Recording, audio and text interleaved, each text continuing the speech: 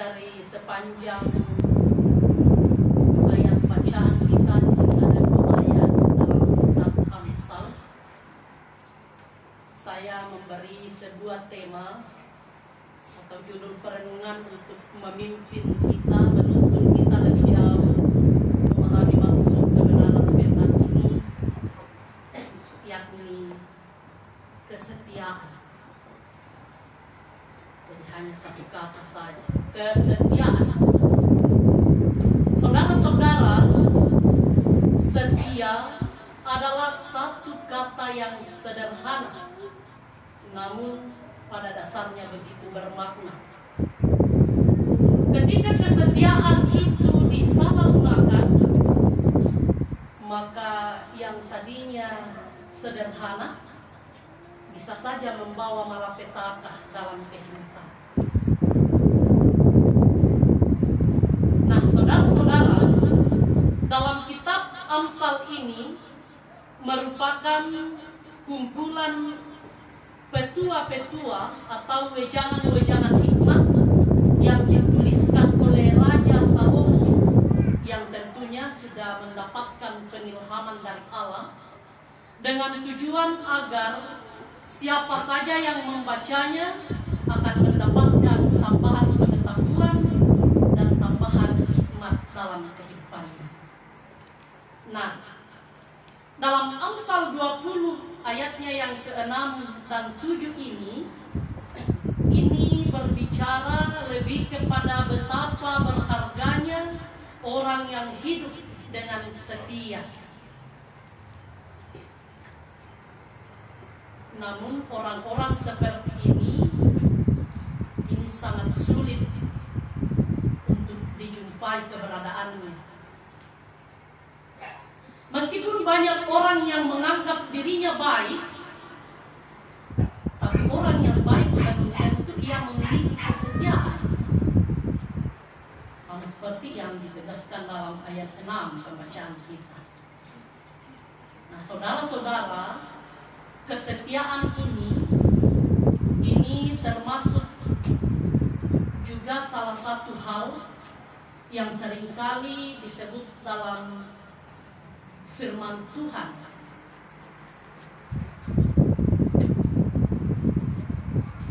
Dari kitab Kejadian sampai Wahyu, jika kita menghitung kata setia atau kesetiaan ini tidak terhitung lagi, begitu banyak kata kesetiaan ini disinggung, khususnya dalam Amsal, dalam Mazmur, banyak sekali kesetiaan.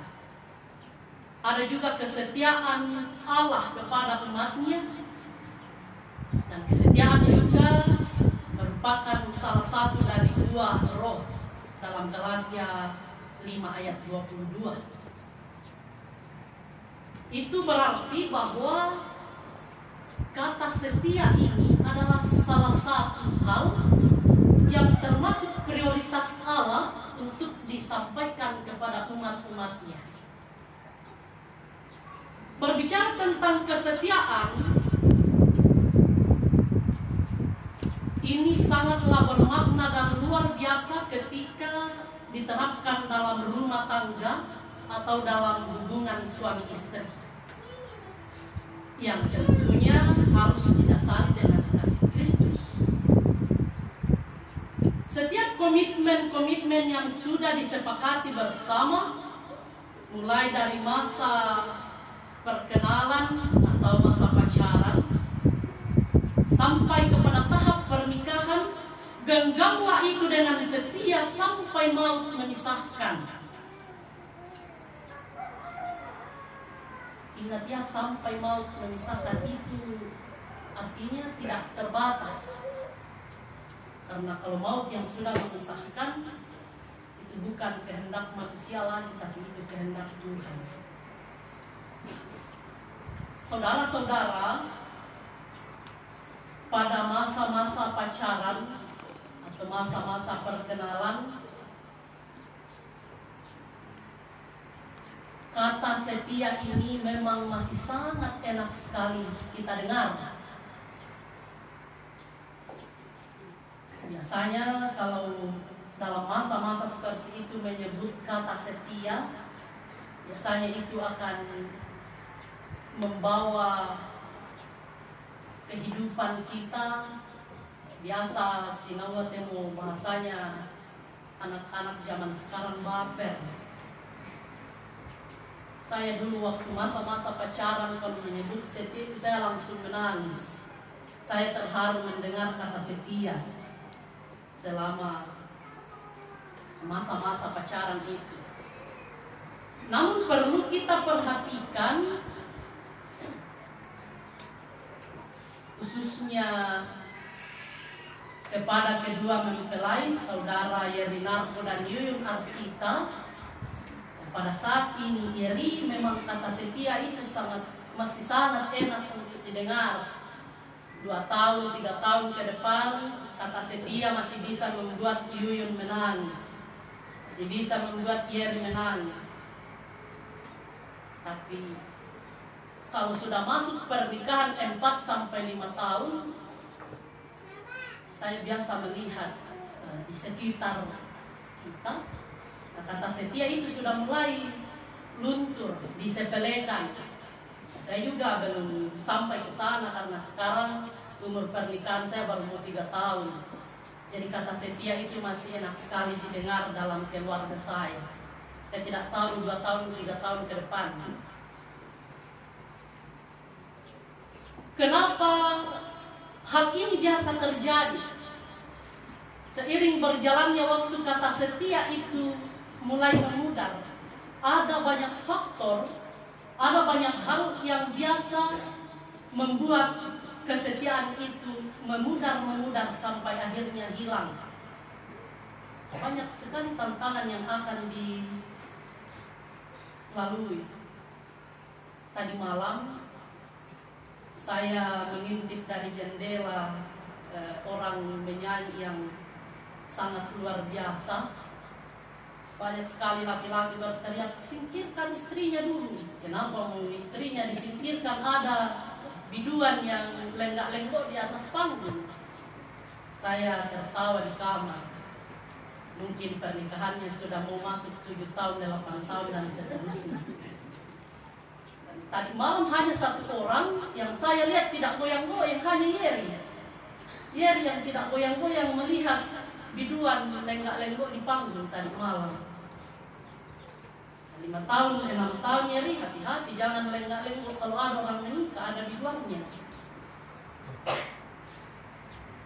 Biasanya yang menghilangkan kesetiaan itu adalah godaan-godaan dan nafsu-nafsu duniawi, yang menghilangkan komitmen, yang menghilangkan janji yang sudah disepakati bersama, baik kepada pasangan maupun kepada Tuhan. Janji yang kita sudah buat dalam pernikahan itu bukan hanya antara saya dan pasangan saya, tapi ingat itu juga adalah termasuk janji kepada Tuhan. Kaanggai atau si kubaine saling berjanji dalam pernikahan, tapi Tuhan juga terlibat dalam janji itu. Nah, saudara-saudara, bagaimana caranya agar kesetiaan itu menjadi awet dalam rumah tangga atau dalam pernikahan? Kita bersyukur sebagai umat-umat yang percaya kepada Kristus, kita sudah dibekali oleh Allah melalui firman Tuhan. Firman Tuhan yang saya kutip merupakan ayat pembacaan yang dipakai oleh Pak Pendeta kemarin sore. Itu dalam Efesus pasal 5 ayat 22 sampai 33. Saya selalu ingat ayat itu sampai mati, saya akan ingat karena itu merupakan nats pembacaan ketika saya menikah kurang lebih 3 tahun yang lalu. Saya selalu ingat kasih Kristus sebagai dasar hidup suami istri. Itulah caranya agar kesetiaan itu menjadi awet dalam rumah tangga. Selalu libatkan Kristus, libatkan kasih Allah dalam kehidupan berumah tanggamu, maka kesetiaan itu akan tetap awet. Jangan andalkan kekuatanmu. Jangan selalu dengan percaya dirinya mengatakan, selama saya memegang komitmen ini, selama saya masih memiliki rasa cinta yang begitu besar ini, janji saya untuk setia tidak akan hilang. Tidak. Ingat ya, manusia itu tidak ada yang bisa dipegang kata-katanya. Hanya Tuhan. Hanya janji Tuhan yang bisa kita pegang firman-Nya itu. Selama manusia yang berjanji, jangan sekali-kali percaya. Tapi ketika manusia itu melibatkan Tuhan, maka itu bisa kita percaya dan kita pegang. Saudara-saudara yang hadir pada saat ini, terlebih khusus kepada kedua saudaraku Yerinarko dan Yuyun Arsita, mulai hari ini mari berkomitmen di hadapan Tuhan bahwa saya akan setia pada pasangan saya yang Tuhan sudah pilihkan buat saya. Apapun masalahnya, apapun keadaannya, saya akan tetap setia. Amin, firman Tuhan.